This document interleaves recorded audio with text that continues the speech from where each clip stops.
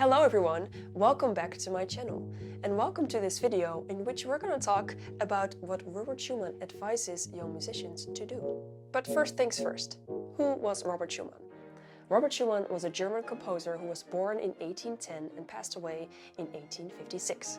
He started playing the piano and then started composing, but from a very young age he was already quite interested in literature. His life was rather difficult, but at some point in his life he decided he really wanted to pursue music. So that is what he did. He started studying at the Conservatory of Leipzig, where he studied piano. He was very serious about his studies, and in order to become the best pianist, he figured his hands should be stronger. So he created this device in which he could train his hands. But this backfired tremendously. He actually ended up damaging his hands so badly that he was not able to play the piano for the rest of his life. So he started focusing on composing, but also on literature. Together with a few of his friends, he founded a new journal about music, which was called the New Magazine for Music. And in this magazine, he wrote an article which is called Rules for Young Musicians. And that is what I would like to talk about today. So let's just look at a couple of them and see how we think about them in this day and age. Okay, so maybe a very obvious one first. Number 10, always insist on having your instrument purely tuned. Well, this rule is so obvious, but I also think that we do not talk enough about tuning your instrument correctly. But it is so crucial. It is also kind of stressful if you're standing in front of an audience and you're tuning and everyone is waiting for you to be done. Honestly, sometimes it's hard. If you're sitting in an orchestra and you're getting an A and everyone around you starts playing that tune, it's kind of hard to hear your own instrument. And one thing I learned, if you tune, don't play very loudly. Because if everyone starts playing very loudly... So yes, definitely agree with this rule. Rule number 17. Have you done your musical day's work and do you feel exhausted? Then do not constrain yourself to further labor. Better rest than work without joy or freshness. This is actually something I feel I should make a whole new video about. Because the tendency of people, of musicians, and of myself, truth be told, is to just keep practicing. Even though you are aware that you're not fresh anymore and that actually what you're doing is not helping you at all, it might actually make things worse. So yes, this is definitely something I need to remind myself of. And this is definitely something that I think we should share. That it is okay to stop practicing, even though it's not perfect yet, but you are taking care of yourself and you are taking care of your musicality. Because at some point, if you're studying and you just keep on studying, you will get frustrated and you will not leave your study room happy, which might make it harder to come back to your practice room the next day. So 100% yes. Rule number 15, play always as if a master heard you. This is kind of a difficult one for me because I do agree that if you're playing music, you should take it seriously. And playing as if you're playing in front of a master might make you more self-conscious that you need to do your best. But actually, I think that most musicians get kind of crippled by thinking that the master is listening. I think sometimes it's very important in music to become playful and to just express yourself on stage. I think the stage is actually a very inviting space to just be with the music and to have fun with it and to connect with your audience. So in that way, I think playing as you're playing in front of a master can actually make things more difficult and make things more rigid instead of open and vibrant. But obviously you should never go on stage if you're not well prepared. Just want to get that out there. So, kind of agree with this. Rule number 21. You must not give currency to poor compositions. On the contrary, you must do all you can to suppress them. I actually do not agree with this. If you think there is a poor composition and you don't feel like you should be playing it, don't do it. I mean, as an artist, you're allowed to perform whatever you want and you're allowed to share whatever you would like. But suppressing it just gives it such a bad energy. And sometimes with music, I feel like some music is just not for me. It's not necessarily a bad composition, it's just that I don't get it. So then I should not be performing it. Someone who gets it and who thinks it is a good composition should do that. And in general, I think every piece has the right to be performed. So I guess I don't agree with this one. I'm really excited about this one.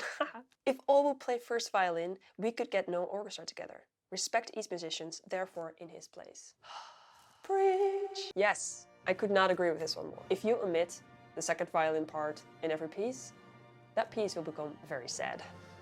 It is so stupid. Why is it called first violin and second violin? Sometimes I feel like we should come up with a different name. So yes, 1000 thumbs up for this one.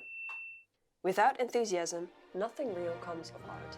I think this is true. I do believe that you need this creative energy to really make something come to life, especially with the piece which is on paper and you have to like make it like 3D or like add emotions to it. But I guess different emotions can help you too. Maybe if you're desperate, you know, you're really clinging on to the music because you really need it. Or if you're angry. Sometimes I play better when I'm angry or when I just need to, just get it out. And I actually believe that keeping enthusiastic about music sometimes can be really hard and can be really a struggle. And maybe he's not talking about like being 100% enthusiastic. You need to find this like little source of wanting to discover something beautiful in the piece, and that will help you to keep going, even if you're angry or even if you're depressed. So yes, thumbs up for this one. Next! What is it to be musical? You're not so if, with your eye fastened anxiously upon the notes, you play a piece through painfully to the end. You're not so if, when someone turns over 2 pages at once, you stick and cannot go on. But you are musical if, in a new piece, you anticipate pretty nearly what is coming, and in an old piece, know it by heart. In a word, if you have music, not in your fingers only, but in your head and heart. Yeah, I do believe this is true. In a word, if you have music, not in your fingers only, but in your head and heart. That's beautiful. I should write it down and like put it somewhere. Maybe put it in my violin case or something. Okay, but then let's go on. But how does one become musical? Dear child, the main thing, a sharp ear and a quick power of comprehension, comes, as in all things, from above. But the talent may be improved and elevated. You will become so, not by shutting yourself up all day like a hermit, practicing mechanical studies, but by living many-sided musical intercourse, and especially by constant familiarity with orchestra and chorus. Yeah, I think I have not thought long enough yet about how do you become musical. I do think that talent can make things easier, but I do agree about the part of not being a hermit. I think as a musician, you should just go out and experience life and just bring that back to your music. And then you can share that with the audience. So yes, 2 thumbs up for Robert. Rule number 52. Do not judge of a composition on a first hearing. What pleases you in the first moment is not always the best. Masters would be studied. Much would become clear to you for the first time in your old age. Actually, I agree with this 100%. I've had this myself many times when I heard the piece and I was like, what? And then I just kept listening to it because I was like, why don't I like this? And then it grew on me, which was not exactly what I was hoping for. I kind of wished that I was like, I don't like this and I just don't like it. And now I know why I don't like it. So the challenge is to keep listening to it and to give it a chance. So yes, I 100% agree with this, although I don't want to, if that makes any sense. So 1 thumb up and 1 thumb down. Okay, and just to end this video well, let's look at the last rule. There is no end of learning. I think that is like the best ending ever, which is why I'm closing my iPad right now. You will forever be learning things if you want to. So let's keep this learning curve going. Maybe share something in the comments if you learned something from this video, or if you agree with some of the things Robert Schumann said, or if you have a different perspective, because maybe that can teach me something. And now that will be uber duper cool. Okay, I'll see you soon, I promise. And until then, I hope you can be enthusiastic about whatever you're doing. See you next time. Bye.